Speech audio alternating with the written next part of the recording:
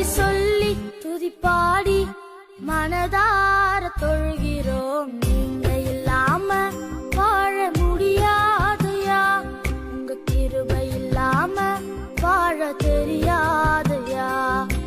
இயேசு